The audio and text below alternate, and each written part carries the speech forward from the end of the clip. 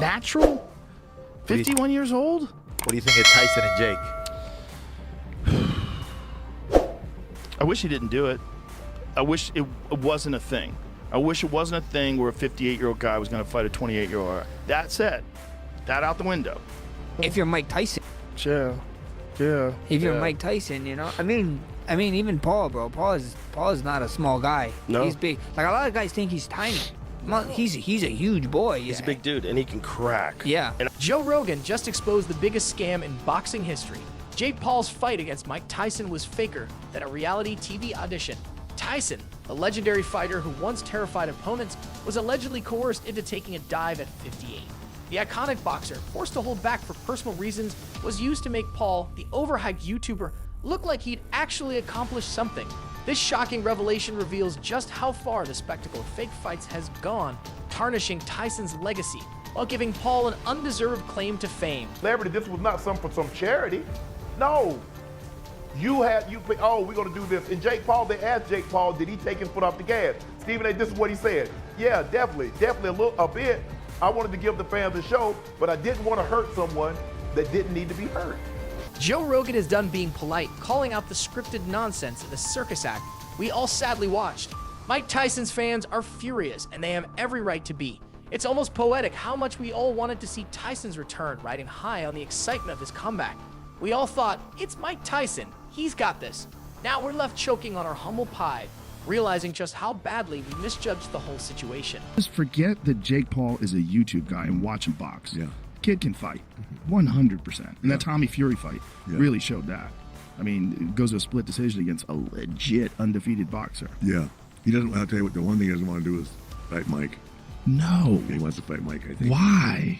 I don't know. I don't give a if he's 55. That's still Mike Tyson. He was young. He was 20 years old at the time. He couldn't be stopped. No one had the solution. And I submit that Mike Tyson, the Mike Tyson that won the title against Trevor Berbick, the Mike Tyson that beat Larry Holmes, I think that Mike Tyson is the best heavyweight of all time. Before revealing what actually happened, Joe Rogan laid it out plainly. If this were prime Mike Tyson, Jake Paul wouldn't last long enough to hear the bell for round 2. Rogan pointed to the Marvis Frazier fight, saying that wasn't a fight, it was an execution. Shaking his head, Rogan couldn't believe anyone would even question Tyson's dominance. Sure, Tyson at 58 isn't the same as his prime, but Rogan wasn't impressed by Jake's chances. The guy's eating raw meat and sweating through interviews like he's preparing for the apocalypse, but Tyson, even at his age, is still terrifying. Rogan added that Jake's probably sitting somewhere, pretending he's not Googling how to back out of the fight gracefully. Rogan doesn't see this ending well for Paul, even with Tyson well past his prime. He compared it to pitting a lion against a house cat, saying Jake might think he's a big deal, but Tyson has smashed men for fun. Good luck with that. So we had Mike Tyson in when he was 300 pounds. And he was just eating and having fun and smoking weed. He goes, I don't even work out. He goes, if I work out, it'll excite myself. It'll excite my ego. And then I don't like that person. So he just decided that he was just going to be chill Mike Tyson. And then he got this offer to fight Roy Jones Jr. Yeah. So he gets in insane shape. And the next time I see him, the second podcast we do, Mike now weighs 230 pounds. Mike Tyson, the man, the myth, the table destroyer, apparently has a dark chamber in his mind, and Joe Rogan is pretty sure it's wide open. Rogan even redesigned his podcast table after 300-pound Tyson, mid-snack and joint, had him rethinking his life choices. Tyson once said, I don't work out, explaining that exercise excites his ego, and that's a version of him no one wants to meet. Fast forward to his Roy Jones Jr. fight, and suddenly Tyson is 230 pounds of muscle, leaving Rogan contemplating the safety of his table's width. Mike Tyson, people would talk to.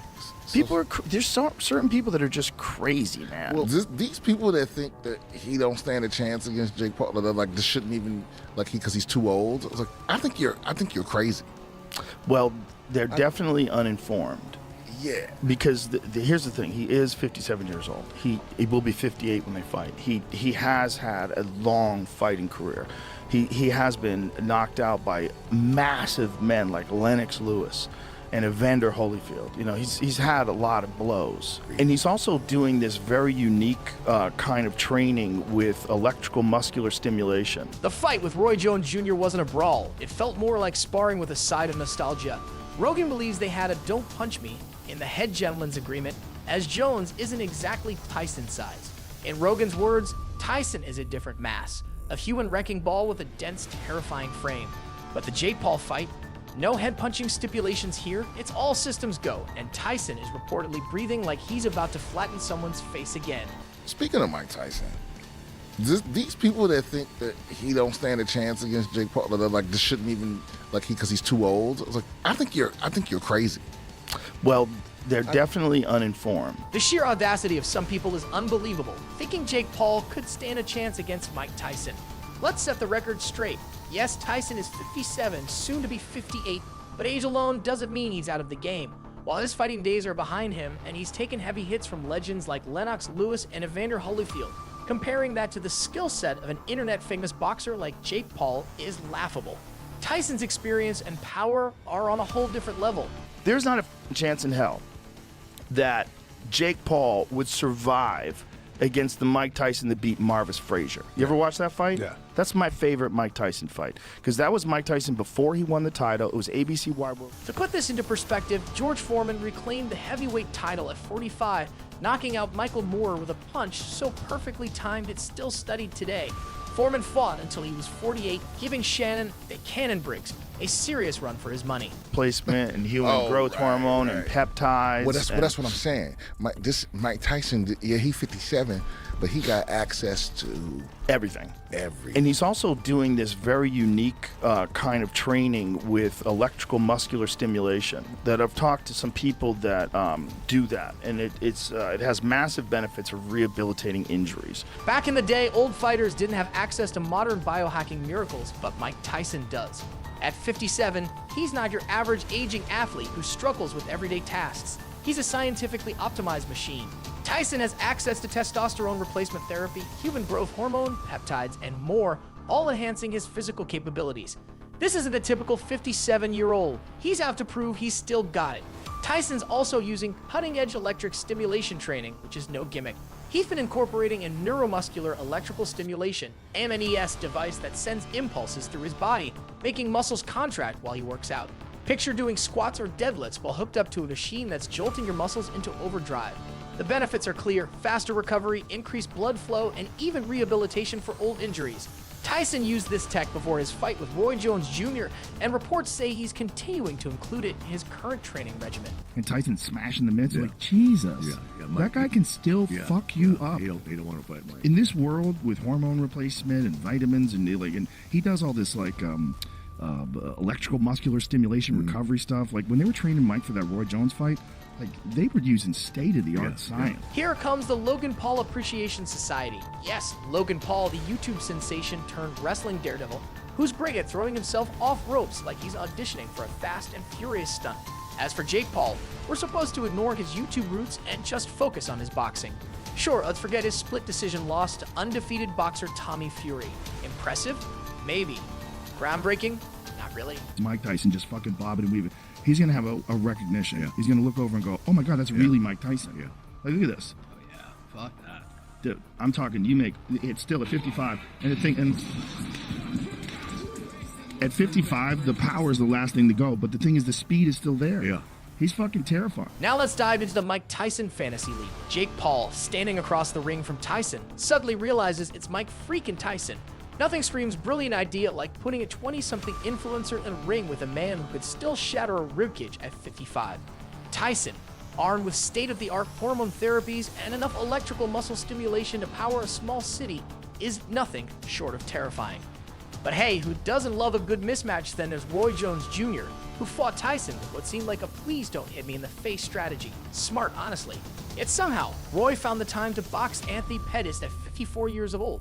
Who would want to see an aging legend test his limits against someone who hasn't endured a million wars? Shocking split decision loss aside, Roy still loves the grind. He has the perfect mix of nostalgia and questionable decision making. Mike Tyson. And then he got this offer to fight Roy Jones Jr.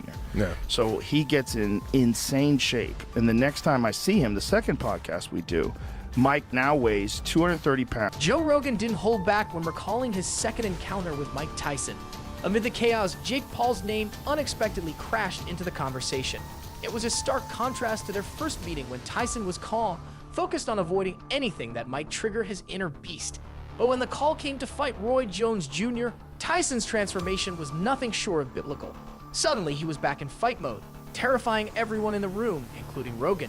Even the width of the table was carefully calculated to ensure a safe buffer zone from the legend himself. Kevin Hart said it best. He goes, "It's like being in a room with a lion." Like, even if the lion is like... Jamie Foxx's little joke is like someone let a pit bull let loose in the room. They don't know whose it is. And then Jamie's got to play him in a movie, which has got to be terrifying. Like, don't piss. Here's where it gets wild. After Tyson's match with Roy Jones Jr., Joe Rogan couldn't help but draw a comparison between the spectacle and the rise of, well, Jake Paul. Jake Paul is out here calling himself boxer, Rogan said, practically rolling his eyes through the screen. Can you imagine Jake stepping into the ring with someone like Tyson? Forget the table. You need a moat. Rogan wasn't alone in his sentiments. Kevin Hart and Jamie Foxx have warned about the dangers of being in the same room as Tyson.